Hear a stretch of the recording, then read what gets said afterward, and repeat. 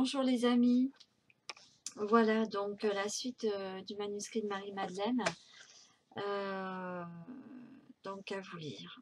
Alors comme j'ai dit, je ferai des petites, des petits résumés, des commentaires, parce que ça va vous servir à vous aussi, à comprendre. Alors, donc 5e chapitre. L'Église prétend que j'étais une prostituée. Moi, je vous dis que c'est l'Église qui est la prostituée, car elle voudrait vous faire croire que la femme est un être impur et que la passion sexuelle entre l'homme et la femme est mauvais. Pourtant, c'est dans le magnétisme de la passion qu'est engendrée la matrice de l'ascension. Alors, comme je vous ai expliqué, là, petit commentaire, comme je vous ai expliqué sur la vidéo 25-4, alors l'ascension, vous pouvez le vivre tout seul. Il n'y a pas besoin d'avoir, comment expliquer, le fait d'avoir une relation sexuelle, c'est-à-dire vous connaître vous-même, reconnaître votre propre amour en vous, qui est cette connexion avec la source divine qu'elle vous a donnée à votre naissance, parce qu'on doit respecter donc son corps, parce que quand un bébé est né, son essence est pure, elle est pleine d'amour avec les bagages mémoriels qu'il a. Donc, on doit retrouver cette source d'amour que l'on a en nous. On peut y arriver de plusieurs façons. De toute façon, tous les éléments sont là dans la vie pour vous aider, pour vous le rappeler. Mais je ne dis pas, moi non plus, je suis contre l'Église qui fait croire que la passion sexuelle est malsaine. C'est faux, parce que eux, ils freinent la vie. Voilà, je le dis clairement, ils freinent la vie à ce niveau-là. En faisant, je le dis, j'ai failli vouloir devenir bonne sœur. En 3e, j'aurais jamais dû. Je pense qu'inconsciemment, je l'ai fait pour qu'il y ait quelqu'un qui bouge et il n'a pas été plus loin. Donc maintenant, voilà, hein, c'est bien. Bref, donc c'est très bien que je ne l'ai pas fait. J'ai remis en question pas mal de choses, effectivement, sur ce parcours-là, puisque j'avais des flashs, etc. Donc, ascensionner, déjà, voilà, vous avez des flashs, vous avez des ressentis, vous commencez à ascensionner, à prendre conscience que votre âme aussi vous parle à travers votre corps, votre temple, que vous devez respecter. Parce que autant il y a des lois dans l'âme, c'est l'amour que vous avez en vous, qui fait qu'on ne se sent pas prisonnier. On est dans une totale liberté, mais qui fait en sorte non seulement de guérir, mais de co-créer des choses vraiment positives. Et on n'est pas prisonnier. C'est quand j'entends des gens me dire aussi, oui, mais tu comprends, tu es avec quelqu'un, tu sais pas, machin. Bon, c'est vrai, je le sais. Mais qu'est-ce qu'il y a que je vous ai expliqué aussi pour les rouleaux d'Éthiopie? L'agression vient de l'extérieur. Quand vous naissez, vous êtes pur amour, hein, vous incarnez sur terre, vous avez choisi ce corps, cette famille, là où vous êtes né, parce qu'il y a bien des raisons derrière. Comme je vous ai expliqué, c'est votre ADN qui a été bloqué par la mauvaise alimentation et ça fait un cycle karmique. Donc, hop, vous revenez. C'est justement pour vous permettre d'ascensionner. Alors à chaque vie que vous passez, bon, ben vous ascensionnez un petit peu plus petit. Mais maintenant, ça suffit. On arrête là le cycle karmique. Les gens, avec amour et respect, parce que franchement, avec la véritable alimentation crudivore qui est faite pour notre corps, hein, je le répète, la vache de Hathor, c'est pour faire comprendre aux gens dans la simplicité, puisqu'à l'époque, il y avait deux sortes d'écriture. Il y avait une écriture pour les Égyptiens marins et une écriture pour les scribes, pour les gens qui étaient de l'intérieur de la terre. Donc, et après, il fallait faire passer les messages. Comment le faire au plus simple, puisqu'ils n'avaient même pas la langue hébraïque en Égypte, ou alors ça a été effacé exprès pour pas qu'on sache, puisque, comme je vous ai dit, j'ai ascensionné, mais avec la langue hébraïque. Bon. Je pense aussi que ça m'a aidé, comme je vous ai expliqué au 25-4 des révélations, le fait d'avoir vécu aussi cette expérience. Parce que quand ça s'est passé avant mon mariage, je pensais vraiment que c'était un rêve. Je me suis réveillée parce que ça s'est passé dans la nuit. Donc mon futur mari m'a rejoint pour dormir tranquillement. Et puis je ferme les yeux pour dormir. Et d'un seul coup, je vois le visage de ce jeune homme, puisqu'à l'époque, oui, de cet homme, 27 ans quand même. Oui, à 27 ans, ça s'est passé. Donc, non, 26 ans et demi, pardon. Alors, son visage s'est approché, mon cœur, ben, alors là, par contre, c'est mon cœur qui a parlé. C'est je t'aime. C'est parti tout seul, j'ai rien pu arrêter. Mon âme a parlé, c'est tout simple. Et lui, pareil. Et ça a fait un tourbillon. Et l'amour, et puis comme je dis, on a fusionné, on ne faisait plus qu'un soleil. C'était d'une chaleur humaine, d'un respect, d'un amour vraiment pur. On a touché vraiment la pureté, avec la sincérité, le respect de lui autant que de moi. Bon. Et je me suis réveillée aussi sec, c'est-à-dire que la nuit, je ne l'ai pas vu passer. Je n'ai rien vu passer. Ça a été d'un déstress total. Je me suis jamais sentie aussi bien. Je veux dire, posée, comme si j'avais rechargé les batteries. Ah, c'était incroyable le truc. Enfin, je veux dire, bon, et puis moi, dans mes pensées, je lui ai dit, bon, mais je suis restée dans cette matrice d'ailleurs, puisque je n'étais pas au courant de tout ça, en disant à cet homme, bon, ben écoute, je, faisons que la volonté de Dieu, plions-nous quoi, à la volonté de Dieu, et puis on va voir. Et puis je croyais que c'était un rêve. Et en fait, non, non, puisqu'il y a l'histoire des corps astro. Bon, enfin bref, ça s'est passé comme ça. Je ne cherche pas à rabaisser mon mari, puisque mon mari que j'ai à l'heure actuelle, au contraire, c'est un message aussi d'amour pour tout le monde. Pour justement vous faire comprendre que, comme disait Yeshua, voilà. Mais cette ascension, on peut l'avoir aussi soi-même. Effectivement, ce qui m'est arrivé de ce côté-là m'a sûrement aidé, mais cette aide-là, c'est soi. C'est à l'intérieur de soi, avec cet amour qu'on a en nous, qui nous guérit.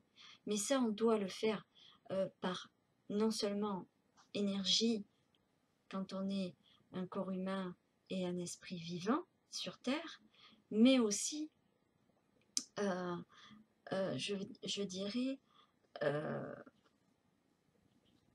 comment expliquer, autant là, autant on peut le vivre aussi avec une autre personne. Je dirais que je l'ai fait puisque je vous ai expliqué ce qui m'est arrivé dans ma chambre mi-mars 2000, que j'ai vu Jésus, enfin Yeshua, Bouddha, et que en fait ce que j'ai vécu c'était comme une spirale, hein, comme la spirale de la galaxie, comme la spirale. Voilà, j'ai aussi ascensionné toute seule par mon propre amour, puisque j'ai vu aussi l'ayahuasca, hein, c'est exactement ce rayon blanc, et d'avoir trouvé l'ayahuasca, la signification de ce rayon blanc aussi, voilà, qui est l'hyper-orient dans la galaxie. Donc, la vraie matrice, c'est ça. Hein. La vraie matrice de la création, c'est tout à fait cela. Donc, il n'y a pas besoin d'avoir une relation sexuelle. Hein. C'est ce que je pense qu'au niveau du culte d'Isis, il y a eu un oubli ou déformé, où on veut cacher les vérités, et qu'il y a eu ce culte avec ces prostituées que l'on dit sacrées, parce qu'elles étaient sacrées et respectées. En fait, c'était pour la continuité de la vie. Alors après, est-ce qu'il y a eu je repense à la vidéo de Frédéric Mariez qui parle du mode de vie chez les mozos. Alors, c'est bien mignon, mais moi, je ne suis pas d'accord avec ça parce qu'on oublie le véritable amour entre un homme et une femme. Hein, voilà, c'est purement sexuel. Elle va donner de l'amour, on va dire, physique, mais il n'y aura pas cette fusion-là, ce véritable amour entre un homme et une femme. C'est pas parce que on va s'arrêter à une femme ou à qu'un homme que la vie va s'arrêter. C'est faux. Au contraire, tout va se réguler au niveau de la nature. Il n'y a pas besoin de guerre, il n'y a pas besoin de baston. C'est faux tout ça, c'est faux. Ça, c'est parce qu'il y a des gens qui font de l'argent derrière, enfin nous le savons. Donc eux, ils n'ascensionnent pas. Hein, il reste basse vibration et hop, ça se remet en veille. Effectivement, j'ai oublié de bouger la souris. Voilà. Donc, bref, voilà une grosse parenthèse quand même. Alors, donc je continue. Le secret des secrets était connu de tous les initiés d'Isis, mais je n'avais pas imaginé que ce serait être pour moi qui serait appelé à le réaliser pleinement avec un tel être tel que Yeshua. Pour moi, c'est un cheminement de l'esprit et du cœur.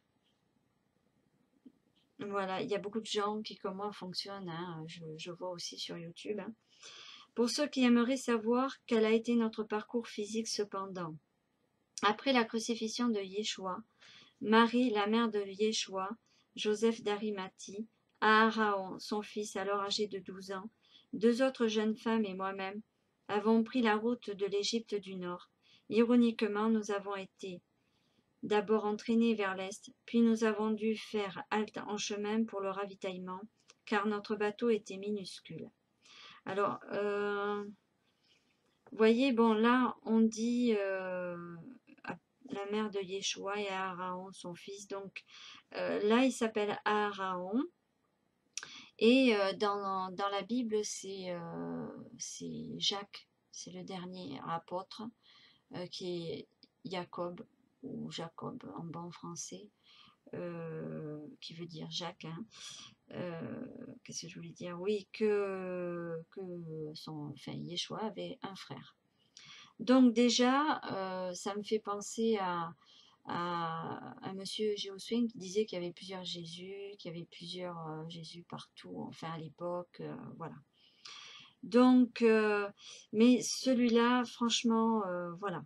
Alors, après, hein, on en reparlera. Je vais continuer à faire la lumière parce que pour moi, c'est une lumière. Je pense que Galaxy 109, s'il a été, comme je disais à quelqu'un, je trouve bizarre que pendant 2 jours, il reste ouvert, 2-3 jours même, environ, et puis d'un seul coup, crache sur un navigateur. Je me suis dit, bon, ben, je vais voir sur un autre navigateur, j'y vais pendant 2 jours à peu près, oui, à peu près 2 jours. Ben, j'ai pu y aller, j'ai pu imprimer, et puis tranquille, mais une voix m'a averti, elle m'a dit, imprime, dépêche-toi d'imprimer. Et pam! L'autre navigateur, pareil, danger potentiel, c'est du grand n'importe quoi. Donc, on nous suit à la trace et puis ça dérange parce qu'on ne veut pas qu'on sache. Voilà. Alors, est-ce qu'après, dans ces écrits, il y a du vrai, il y a du faux, mais le vrai, je vous dis, hein, ce qui est vrai de ce que j'ai vécu. Alors, l'histoire des plusieurs Jésus, je pense que il y a des choses à éclaircir. Parce qu'on sait de toute façon que même à notre époque, il y a des gens qui font des arnaques. Il est arrivé, là, il y a un moment de ça d'ailleurs, où il y a un monsieur, je crois, il avait arnaqué des stars. Mais c'est pareil, là, et à l'époque, ça devait être la même chose. Donc bon. Alors, on est à 14 minutes. Alors, âgée de 12 ans, donc 2 autres jeunes femmes et moi-même avons pris la route de l'Égypte du Nord. Ironiquement, nous avons donc d'abord été entraînés vers l'Est, puis nous avons dû faire halte en chemin pour le ravitaillement, car notre bateau était minuscule. Ensuite, notre périple passa d'abord par Malte et la petite île d'Oudiche, puis par Sardaigne et la pointe de ce qu'on appelle aujourd'hui Cinque Terre. Finalement, nous avons abouti à Sainte-Marie-de-la-Mer, cheminé vers le nord de la France en passant par Rennes-le-Château, puis traversé la Manche pour se rendre en Angleterre, comme on l'appelle aujourd'hui.